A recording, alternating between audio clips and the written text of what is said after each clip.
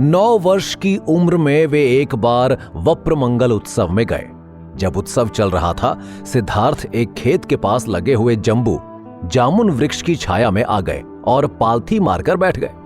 पीठ और रीढ़ को सीधी रखकर आंखें बंद करके वे अपनी नाक से आते जाते श्वास को देखने लगे। सहज स्वाभाविक श्वास को देखते देखते वे गहन ध्यानावस्था में चले गए। उत्सव समाप्त होने पर सिद्धार्थ को ध्यानावस्था में देख राजा शुद्धोधन चिंतित हो उठे। सिद्धार्थ स्वभाव से दयालु थे। एक इंसान का दूसरे इंसान द्वारा शोषण उन्हें अच्छा नहीं लगता था।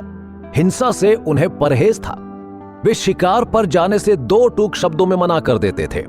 सिद्धार्थ का कहना था कि वो निर्दोष प्राणियों के वध के भागी नहीं होना चाहते। मां गौतमी के इस तर्क पर कि वे एक क्षत्रिय हैं और लड़ना उनका धर्म है, सिद्धार्थ अक्सर पूछ बैठते थे कि एक क्षत्रिय को क्यों लड़ना चाहिए। गौतमी जब उत्तर देती कि ये उसका धर्म है, तब सिद्धार्थ पूछते, मां यदि सब क्षत्रिय परस्पर एक दूसरे को प्रेम करें तो क्या बिना कटे मरे वे राष्ट्र का संरक्षण नहीं कर सकते? उनके इन तार्किक सवालों का जवाब किसी के पास नहीं था। एक बार एक घायल पक्षी उनकी गोद में आ गिरा।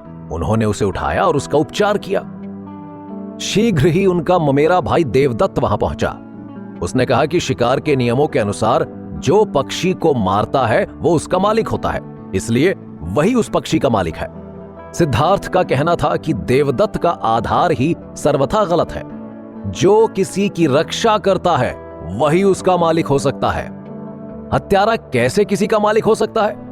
मामला राज न्यायालय तक जा पहुंचा। न्यायालय ने सिद्धार्थ के तर्क को माना और निर्णय सिद्धार्थ के पक्ष में दिया। दोस्तों, अगले एपिसोड में हम जानेंगे कि क्या बदलाव आया सिद्धार्थ के जीवन में जब उनका विवाह यशोधरा के साथ हुआ, और आखिर विवाह के बाद भी क्यों अक्सर चिंतन मनन में डूबे रहते थे सिद्धार्थ, और आखिर क्यों उनके पिता को लगने लगा था कि उनका बेटा एक दिन सन्यासी न बन जाए।